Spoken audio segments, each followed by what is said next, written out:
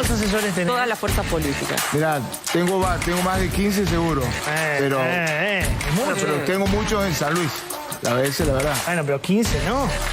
¿Y para Pero qué? ¿Para qué querés que? Porque mi deseo es ser gobernador. Y para eso necesito mantener vivo el territorio. No. Y muchos de ellos, créeme, que colaboran conmigo dándome ideas sobre lo que sucede en el territorio, sobre lo que sucede. No, es la manera en cómo uno también se va actualizando. Cuando yo llego, puntualmente yo soy de San Luis. Cuando llego a San Luis, tengo que interiorizarme, tengo que tener gente que te ayuda con las reuniones, que te ayuda. Hacemos obras de beneficencia, el de los 15 y de 13, 12. Periódicamente aparece una y otra vez en primera plana de los medios el tema de los 70, como suele decirse. Hace pocos días la vicepresidenta Villarruel trajo a colación otra vez que habría que meter presos a todos los puntoneros. La cuestión es qué factores son los que hicieron a la significación histórica de Montevideo. Si hay factores, en cambio, que son permanentes, es cuestión de tenerlos en cuenta para ver de qué manera ustedes, militantes jóvenes actuales, pueden darle operatividad a esos factores de modo de desarrollar una alternativa política popular de significación. Algunos que menosprecian, cuestionan o minimizan algo que no se pudo hacer en 123 años, nosotros lo logramos en el primer mes de gestión. Y es nuestro compromiso seguir manteniéndolo. Y de hecho, próximamente estaré yendo al Congreso de la Nación Argentina a exponer lo que son las bases del déficit cero para terminar de una vez con este cáncer que es el déficit fiscal, las crisis fiscales y el desastre macroeconómico que ha hundido a la Argentina en la pobreza.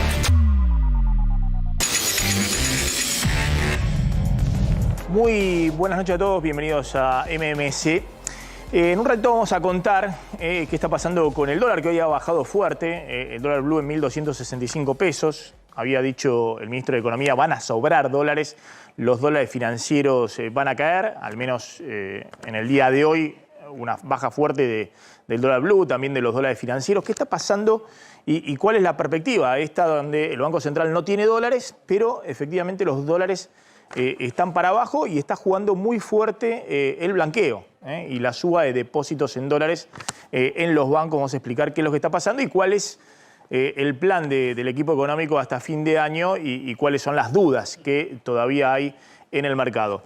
Pero me están llamando desde el móvil porque hoy una de las noticias del día tiene que ver con esta carta, con un explosivo que llegó a la mesa del presidente de la Sociedad Rural, de Nicolás Pino.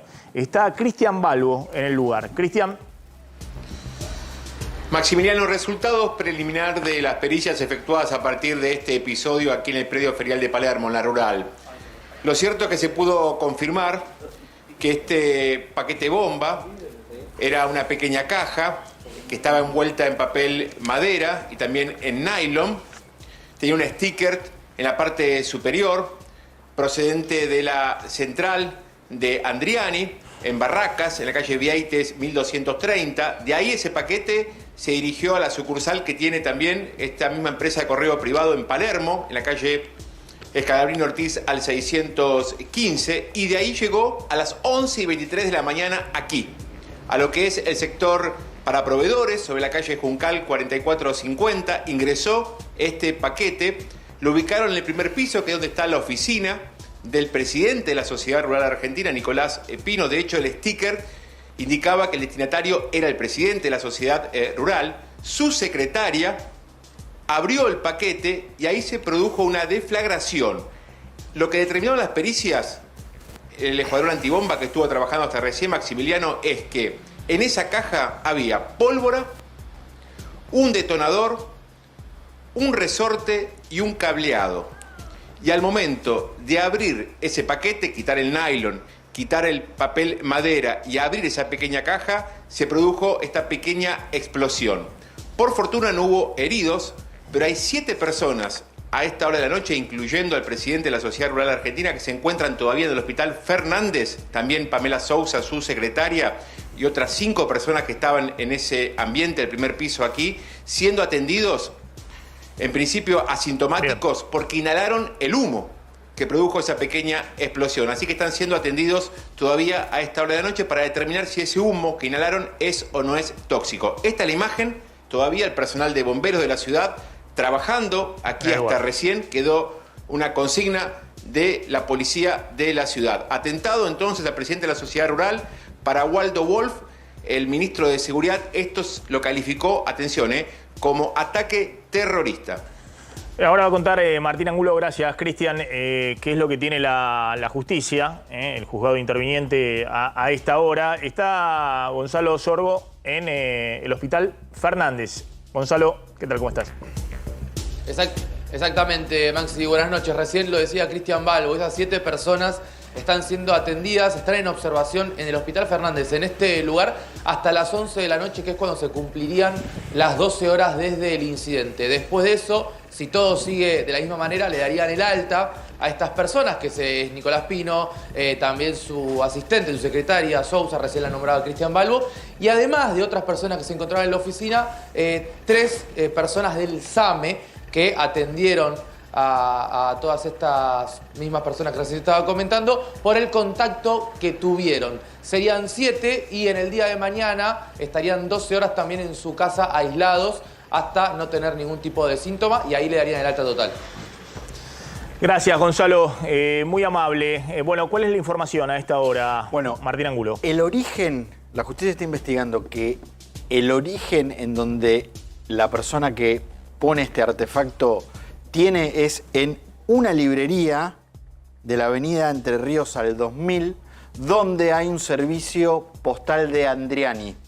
Ahí es donde el sospechoso inicia la maniobra y desde ese lugar la justicia y la policía de la Ciudad de Buenos Aires, que es la fuerza que tiene a cargo la investigación, están haciendo un rastreo de cámaras de seguridad para tratar de determinar quién fue la persona que llevó este paquete, porque la información que también tiene la justicia y la policía es que sobre el paquete, esto que vemos en pantalla, llega a la sociedad rural hoy a la mañana a través de un envío de modo delivery, seguramente algún empleado del correo Andriani que lo llevó. Eso es en donde están enfocados hoy los investigadores para tratar de determinar quién es la persona que llevó este paquete. La causa la tiene hoy el juez federal Daniel Rafecas, uno de los jueces de Comodoro Pi. La causa corresponde al juzgado de Sebastián Casanelo, que está de licencia y lo está reemplazando Daniel Rafecas. El juez también dispuso las declaraciones como testigos de Pamela Sousa, la secretaria de Pino, y del propio Pino, que todavía no se pudo dar porque, como comentaba Gonzalo, todavía están siendo atendidos en el Hospital Fernández. Y hoy a la mañana también había estado la información de que simultáneamente con este envío que recibió Nicolás Pino, había recibido otro paquete el vicepresidente de la sociedad rural, y esto había también generado algún tipo de temor. De hecho, ese paquete no se abrió. Lo abrió la brigada antiexplosivos con una detonación controlada, pero después se supo que ese paquete contenía un codificador de televisión no tenía nada, que no tenía nada que ver, riesgo, que había comprado el vicepresidente y le había llegado por Mercado Libre, con la coincidencia que llegó simultáneamente. Así que hoy lo central es el rastreo de las cámaras en esta librería que tiene una sucursal postal de Andriani, para determinar quién fue la persona que llevó el paquete. Bien, se ha generado toda una polémica respecto nuevamente a los asesores de los legisladores, de los senadores en particular, en un contexto en el cual se está discutiendo el veto presidencial al el aumento jubilatorio y si va a insistir o no la Cámara de Diputados y de Senadores con el aumento de jubilar y la nueva movilidad previsional. Se está discutiendo también, que pasó para la semana que viene, la recomposición del presupuesto universitario, otro frente de conflicto que ya tiene media sanción en diputados, puede ser ley en el Senado y también pondría mi ley frente al veto. Y en ese contexto en el cual también el gobierno quiere congelar salarios, quiere que los salarios ya no se estén ajustando respecto a la inflación pasada, sino proyectando una menor inflación en el futuro, y ha dado algunos parámetros, por ejemplo, de que los empleados públicos tengan 2% de aumento en septiembre y 1% de aumento en octubre. En todo ese contexto sale alguien relevante, porque es nada más y nada menos que el presidente provisional del Senado, un hombre clave, de La Libertad Avanza, uno de los 6 senadores que le queda a La Libertad Avanza. Segundo en la línea de sucesión presidencial. Claro, exactamente. Y dice que él tiene 15 asesores y que 12 o 13 los tiene en San Luis porque está haciendo campaña política para ser gobernador. Es puntano, en la provincia de San Luis. Mirá. ¿Vos cuántos asesores tenés? Todas las fuerzas políticas. Mirá, tengo más de 15 seguro. Pero, es mucho. pero tengo muchos en San Luis. A veces, la verdad. Bueno, pero 15 no. ¿Y para Pero qué? tengo en San- ¿Para qué querés 15? Porque mi deseo es ser gobernador y para eso necesito mantener vivo el territorio. no. Y muchos de ellos, créeme, que colaboran conmigo dándome ideas sobre lo que sucede en el territorio, sobre lo que sucede. No, es la manera en cómo uno también se va actualizando. Cuando yo llego, puntualmente yo soy de San Luis, cuando llego a San Luis, tengo que interiorizarme, tengo que tener gente que te ayuda con las reuniones, que te ayuda. Hacemos obras de beneficencia. De los 15 Sí. y de haber 13, 12. Debe haber 12 o 13 que están en San Luis, dice. Claro, son 20 al final. Son asesores que tienen que Son estar 20. en el Senado, justamente, no sé, expertos en leyes, es decir, abogados, economistas, en distintas áreas para la formulación de las leyes. Esto ha generado un revuelo muy grande y ha abierto nuevamente la discusión respecto a los asesores de los legisladores. Hoy hubo alguna reacción desde la Casa Rosada, sobre todo porque está en un gobierno donde combate a la casta, pero este es el ejemplo típico de la casta, que alguno puede decir, bueno, pero lo mismo pasa con todos los senadores de Unión correcto. por la Patria. Con todos los partidos. Exactamente, En con todos los partidos pasa políticos. esto. Claro, pero en la última elección, el partido que ganó con el lema de luchar contra la casta es La Libertad Avanza, no los otros que eran la casta.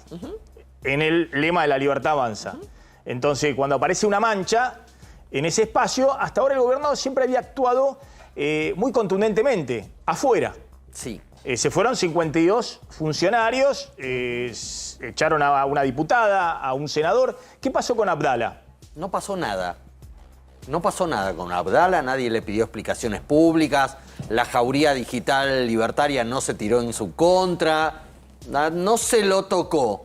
Y de hecho tiene 20 asesores.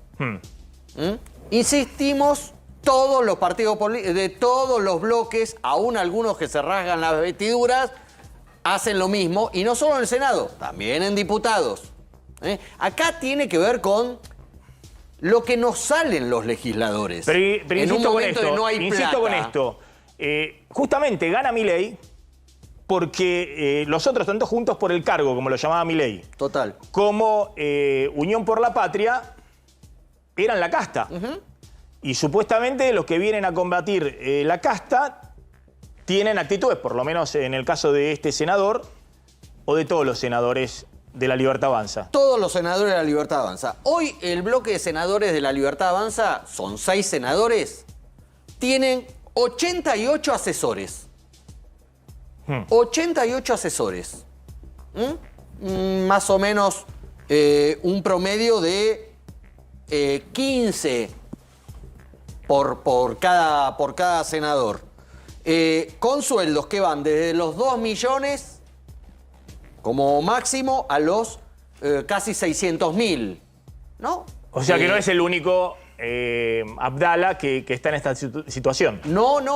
Todo el bloque de La Libertad Avanza tiene la misma dinámica. No sabemos si todos quieren ser candidatos a gobernadores o a gobernadoras lo que pasa, en sus Abdala dice, provincias. además los tengo, la mayoría, 12, 13, los tengo en San Luis.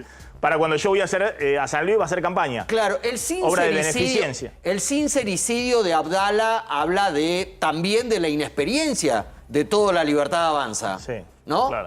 Porque el resto de los partidos ya son más bichos, no dicen nada, tienen lo que se llama códigos de que no se pisan la manguera entre ellos. Pero todos en el Senado, todos en la Cámara de Diputados tienen un montón de asesores. Todos. ¿No? Que no los pagan de su bolsillo, no los pagan de sus sueldo de sus dietas. Los sueldos van desde 570.000 pesos. De ahí, casi 580.000 a 2 millones. de pesos. Los asesores. Los asesores. La otra discusión, recuérdame ahora cuáles son los senadores de la Libertad Avanza, porque Sí. insisto con esto, es lo mismo que le pasaba a Macri cuando llega y dice, el lema de Macri era, Cristina nunca más, la lucha contra la corrupción. Sí. Aparece en caso de corrupción, tenés una mancha. No es una mancha más al tigre del partido que justamente está identificado con causa de corrupción. En el caso de la lucha contra la casta, Milei llega diciendo, son Juntos por el Cargo por un lado y Unión por la Patria, bueno, es la casta del peronismo. Bueno, ahora resulta que los 6 senadores se comportan como la casta, tienen una cantidad de asesores importante y el más importante de esos senadores, que es el presidente provisional del Senado, dice que los tiene para hacer campaña política en San Luis. Y se suma el caso de Vilma Bedia, la mujer que vemos en pantalla, que hace unos meses había tenido la polémica porque había designado familiares directos en esos cargos de asesores. No, es que eso también es moneda corriente. Claro. Eligen familiares. ¿Cuál es la senadora? Vilma Bedia, la que está en la que pantalla. está ahí, de la que Jujuy. estamos mostrando ahí. Senadora de Jujuy. De Jujuy, De Unión- claro. de la Tiene Libertad. 11 asesores, entre ellos familiares, gente muy conocida, cercana. Y el otro algunos tema vecinos. supercasta. ¿Qué tienen que hacer los diputados o los senadores haciendo beneficencia? ¿Qué tienen que hacer repartiendo, no sé, comida, repartiendo pensiones, repartiendo... Para algo existe, el ministerio ahora se llama de Capital Humano. Sí. Pero algo que ha sido típico de la casta. Totalmente. Nosotros conocemos el territorio, entonces le indicamos al ANSES cuáles son las pensiones no contributivas, al Ministerio de Desarrollo Social o de Capital Humano, cuáles son los subsidios que tiene que dar. Porque conocemos el territorio. No, es porque es la forma de hacer lo que dijo Abdala. Es la forma de hacer política en territorio para aspirar a un cargo mayor. Casta pura. Sí. Lo que sorprende acá, insisto, no sorprende esto, porque la verdad que Milei formó tanto diputados como senadores, fue una ambulancia, digamos. Todo lo que se cayó del PRO, del kirchnerismo, del masismo en las provincias, lo levantó la Libertad Avanza. Lo que sorprende de esto es que no haya reacción de la Casa Rosada. Sí, no sorprende tanto porque está, insisto, segundo en la línea de sucesión presidencial. Pero en esta lógica, ¿cuánta incidencia habrá tenido Abdala en las designaciones, en las delegaciones de ANSES y de PAMI en la provincia donde él quiere ser senador, en San Luis? Bueno, algo parecido a la incidencia que deben haber tenido, que tuvieron los Menem en las designaciones de ANSES y de PAMI en La Rioja, donde también Martín Menem quiere ser gobernador. Y así sucesivamente. Todos los partidos lo hacen. Lo que es cierto es que la Libertad Avanza levantó el dedito, sobre todo Javier Milei, diciendo, nosotros venimos a combatir todo eso. Bueno, tanto no lo combaten. Ya vamos a hablar de qué está pasando con el dólar. Hay una caída fuerte hoy del dólar blue, 1.265 pesos. Y qué está pasando con la suba de depósitos en dólares en el contexto del blanqueo. Bueno, lo que decíamos, ¿no? Hoy el dólar blue en 1.265 pesos, el dólar contado con liquidación 1.270 y el dólar MEP, el dólar bolsa dentro del sistema financiero, un poquito más abajo, 1.255 pesos. Esto el día después de que Caputo tuiteó y dijo, van a sobrar dólares, van a faltar pesos, van a sobrar dólares, el dólar va, los dólares financieros van a converger al dólar oficial, es decir, van a bajar y, bueno, de alguna manera, el gobierno juega todo a la desinflación, es decir, que los dólares no se muevan, es decir, que los dólares financieros efectivamente no tengan recorrido arriba de los 1.300 pesos. Y todos se preguntan, bueno, todo esto está ocurriendo en un contexto en el cual el Banco Central no tiene reservas, no ha acumulado dólares desde mayo. Fue el último mes en el que el Banco Central acumuló dólares. Fíjense lo que ha pasado con las compras del Banco Central. Compró 18.000 millones de dólares.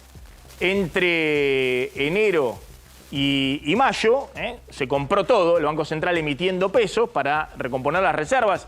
El gobierno anterior le había dejado menos 11.000 millones de dólares de reservas negativas en el Banco Central. Bueno, acumularon dólares, pagaron en julio vencimientos de la deuda en dólares, pagaron a organismos internacionales y desde entonces, fíjense la línea horizontal, el Banco Central no acumuló más reservas y hoy está en, según los cálculos, entre 4.000 y 5.000 millones de dólares de reservas negativas. Es decir, no tiene dólares el Banco Central. Es decir, la Argentina se está volviendo cara en dólares, con el dólar para abajo y con inflación por arriba del dólar oficial, sin dólares en el Banco Central. Y todos se preguntan, bueno, ¿cómo puede ocurrir esto? Bueno, fíjense lo que está pasando con los depósitos en dólares. Hay una suba muy fuerte de los depósitos en dólares porque se abrió efectivamente el blanqueo, la placa siguiente, por favor, y eso está generando que empiezan a entrar dólares depositados en el sistema financiero. Desde que asumió Milei estaban en 14.300 millones de dólares los depósitos en dólares y hoy están superando los 19.000 millones de dólares. Y ahí fíjense la línea vertical, prácticamente 800 millones de dólares en las últimas 2 semanas entraron al sistema financiero. Ahora, estos son dólares que se depositan. Hasta 100.000 dólares se pueden depositar en el sistema financiero y efectivamente no pagan ningún tipo de penalidad. No son dólares que vayan a las reservas del Banco Central, pero de alguna manera le están dando aire y refuerzan cierta confianza, la idea de que por lo menos están creciendo los depósitos en dólares, que no hay miedo con el sistema financiero. Igualmente la pregunta que se hacen todos es, ¿van a sobrar dólares? Porque ahí no sobran dólares. El Banco Central no tiene dólar y por eso tiene cepo. Por eso no puede abrir el cepo. Porque no es que están sobrando los dólares, que ingresan dólares, como pasó, por ejemplo, durante la convertibilidad o cuando pasó en 2017 en el gobierno de Macri, sin cepo. Entonces la pregunta es, ¿dónde van a entrar los dólares? Y la respuesta, me parece que en el gobierno es que confían en que el blanqueo sea un ingreso de dólar importante de los argentinos. Vamos a ver, si el Banco Central empieza a acumular dólares en los próximos meses, es una historia. Si el Banco Central sigue con las cuentas en rojo de acá a diciembre, es otra historia. Y evidentemente eso va a definir cómo sigue la política económica en el verano. Está llamándome en el móvil Roberto Maidana y vamos a hablar, Javi, de un tema muy interesante, ¿no? Sí, porque Roberto Maidana nos va a presentar el estreno de Traslados, los vuelos de la muerte, un documental estremecedor sobre la época más oscura de la historia argentina. Fíjate. Sobreviví. ¿La palabra traslado tenía alguna connotación especial? Hay un primer indicio de cuerpos que habían aparecido en la costa uruguaya. Tenían sogas atadas en los pies.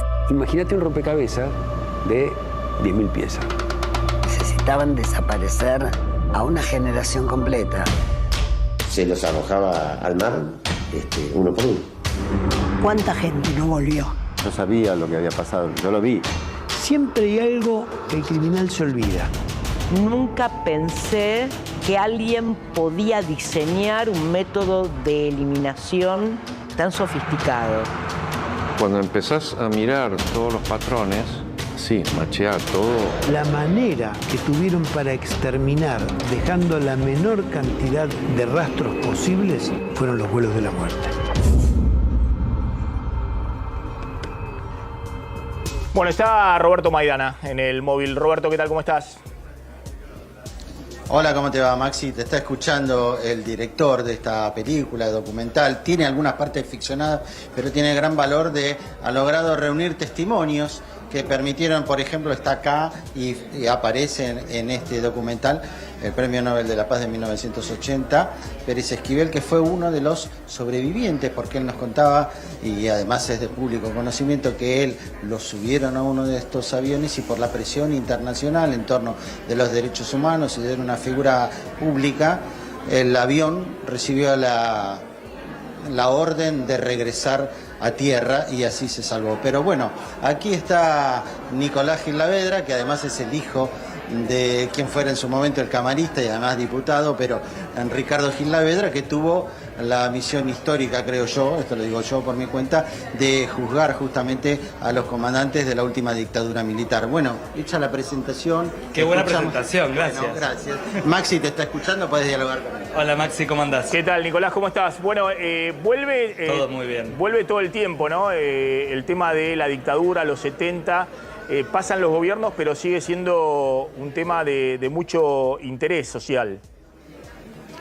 Sí, yo creo que siempre supimos, cuando empezamos hace 1 año y medio a hacer la película, cuando Zoe Hochbaum y Gabriel me convocan para dirigir la película, Sabíamos que era una película importante y que era una película necesaria, pero a mí me parece que con el correr del tiempo y más este año y las últimas semanas, se vuelve una película imprescindible, porque la película cuenta todo sobre los vuelos de la muerte desde 1976, ahora todo lo que se fue sabiendo y todo lo que se pudo comprobar y cómo se pudo juzgar sobre ese acto de terrorismo de Estado tremendo. Nicolás, ¿y cómo ves? Claro, porque previamente ha habido también un gran éxito que ha sido 1985, ¿no? ¿Y cómo ves esta discusión donde me parece que había temas que en la sociedad argentina estaban fuera de la grieta?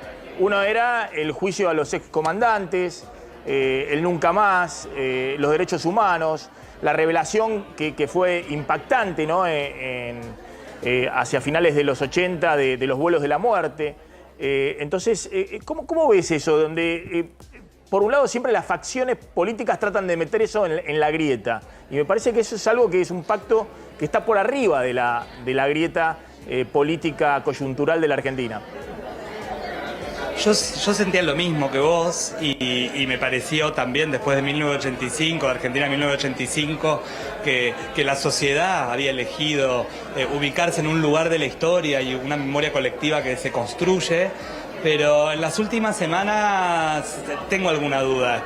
Espero que la sociedad, en caso de que haya alguna ley o algo que haga que los que están juzgados, los detenidos y juzgados por delitos de lesa humanidad, sigan estando en la cárcel y no tengan ningún beneficio de prisión domiciliaria. Espero que si llega a suceder que la sociedad se movilice y salga a defender esto, que para mí lo que pasó en la dictadura y que fue terrorismo de Estado no puede ser debatible.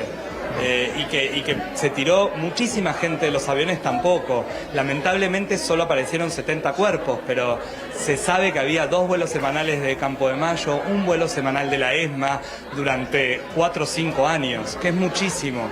Entonces me parece que la sociedad tiene que también ser empática con las víctimas y con las familiares de las víctimas y decir que no, este tema no es debatible. La última le dejo a mi colega Roberto Maidana. Roberto.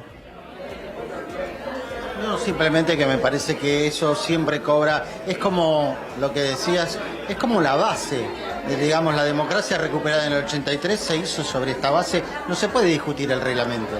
No, y el documental es muy interesante porque nosotros vamos mostrando qué se fue sabiendo en qué momento y tenemos todo el archivo de los 90, que es la época de mayor impunidad en la Argentina. Y la verdad que ver eso y ver cómo por ahí un militar confesaba haber tirado a 30 personas de aviones en un programa de televisión, eso es tremendo. Sí, el capitán de corbeta Silingo, que hoy está condenado en España a 1000 años, si no me equivoco, eso es tremendo. Muchísimas gracias. Bueno, Maxi. Gracias, Nicolás. Gracias. Volvemos con ustedes. Gracias, Roberto. Gracias, Nicolás. Es interesante, ¿no?, el tema, porque me parece que el gobierno quiere reabrir esa discusión de los 70 o no quiere reabrirla, porque Milei dice no es mi agenda, es la agenda de la vicepresidenta, pero no es mi agenda. Me parece que entiende el gobierno, como entendió en su momento el gobierno de Macri. Bueno, es cierto que el kirchnerismo hizo una bandera política de eso. Totalmente. Pero incluso el gobierno de Macri entendió que no era una cuestión para discutir dentro de la grieta y sacó el tema de la grieta, no lo puso. ¿El gobierno de Milei quiere discutir nuevamente esto o no? No lo quiere discutir. Es una agenda de la vicepresidenta. Es una agenda de la vicepresidenta y hay gente que le resulta muy funcional, hay que decirlo con todas las letras, a la vicepresidenta y a su agenda reivindicatoria de lo que pasó hace tanto tiempo. ¿Querés ver a uno que le resulta funcional, pero casi como nadie, es el más funcional que le puede resultar a Victoria Villarroel y su agenda setentista? Fíjate de quién se trata. Periódicamente aparece una y otra vez en primera plana de los medios el tema de los 70, como suele decirse. Hace pocos días la vicepresidenta Villarroel trajo a colación otra vez que habría que meter presos a todos los montoneros. La cuestión es, ¿qué factores son los que hicieron a la significación histórica de Montoneros? ¿Se trató de factores históricos circunstanciales? ¿Se trató de factores permanentes? Esos factores estuvieron en el origen de Montoneros y por lo tanto son determinantes en lo que alcanzó alzó como peso histórico. La organización en su época de apogeo y aún después... Bueno, ahí estaba Firmenich, que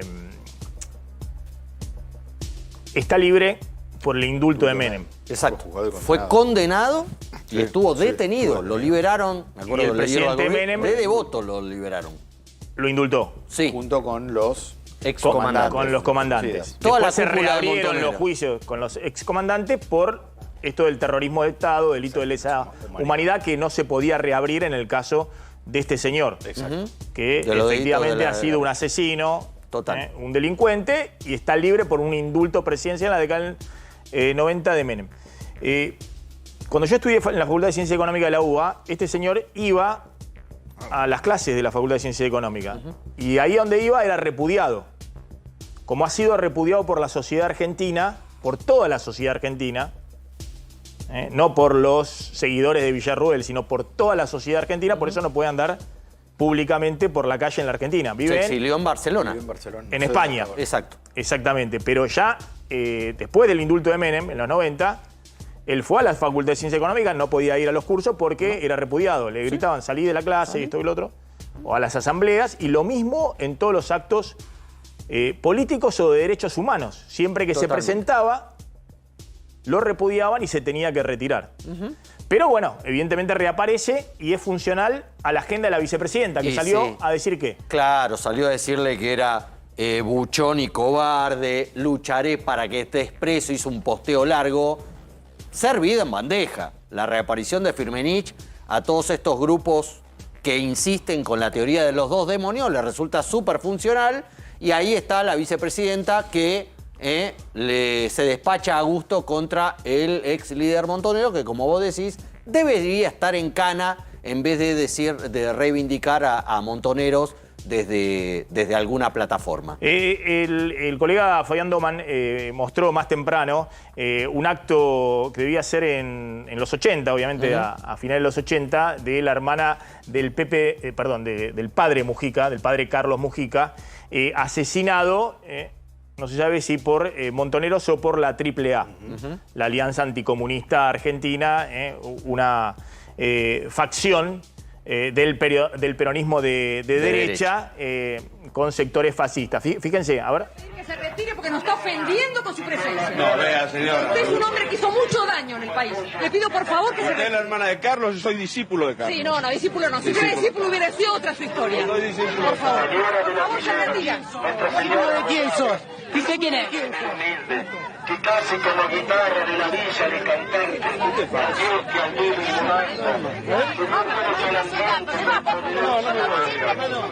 A pesar.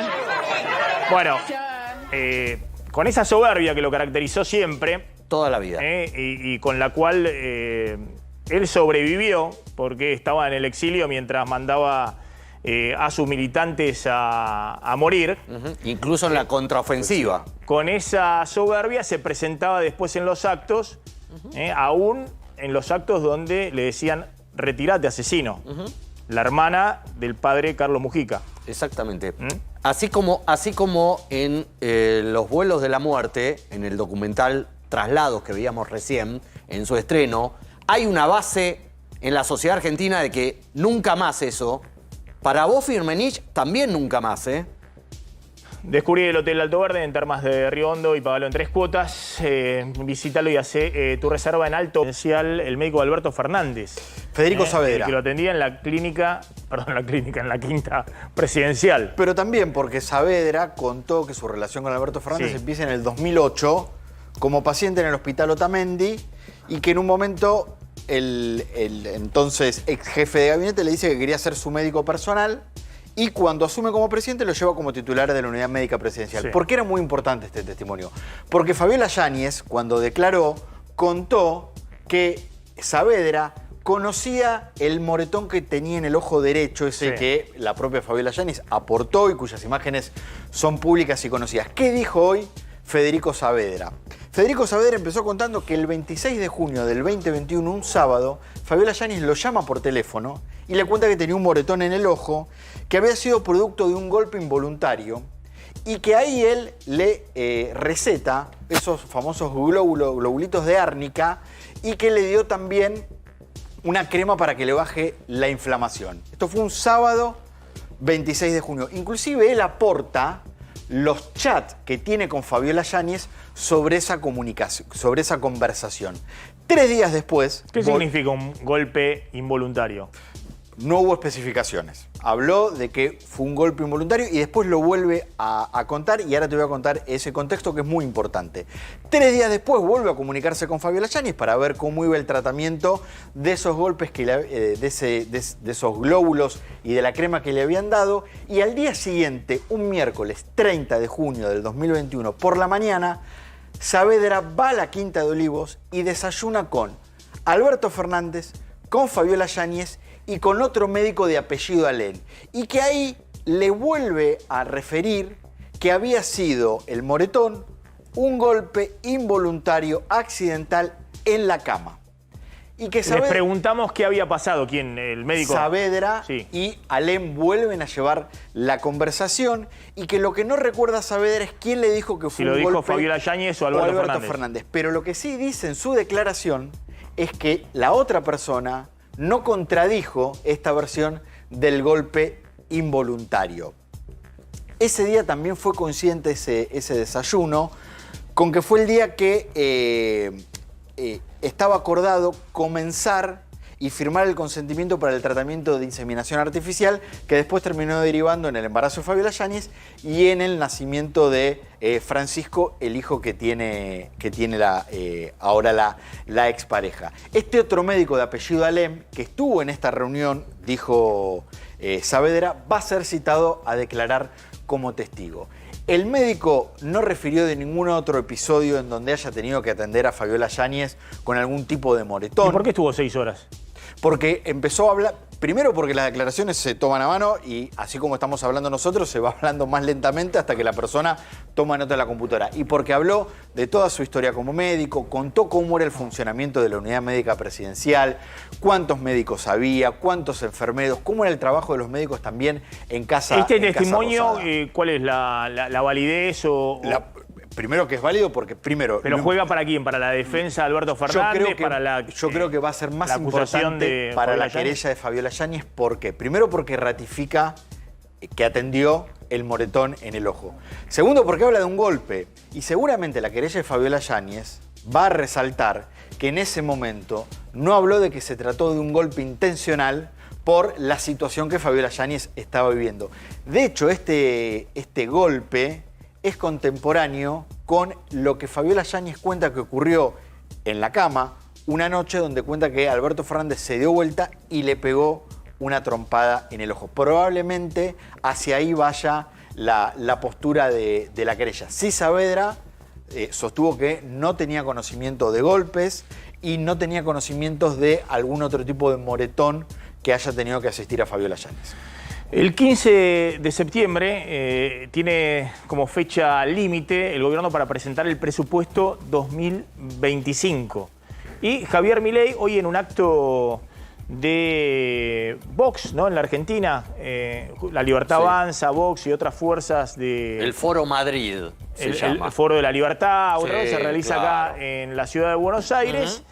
Anticipó que va a ir al Congreso a defender el déficit cero en el presupuesto 2025. Algunos que menosprecian, cuestionan o minimizan algo que no se pudo hacer en 123 años, nosotros lo logramos en el primer mes de gestión. Y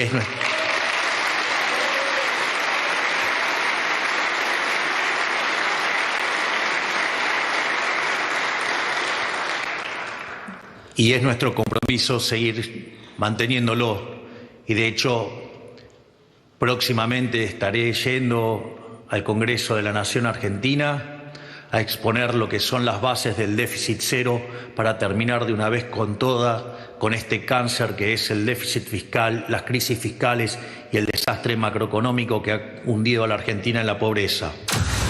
Bueno, ahí está Milei ratificando lo que es uno de los pilares del programa económico, que es el déficit cero. Del otro lado, obviamente, ha sido básicamente recorte de gastos. Una parte importante fue el sistema previsional, los jubilados, un tercio, el 30% del ajuste. Otra ha sido la obra pública, reducción del 90% de la obra pública. Otra las transferencias a provincias.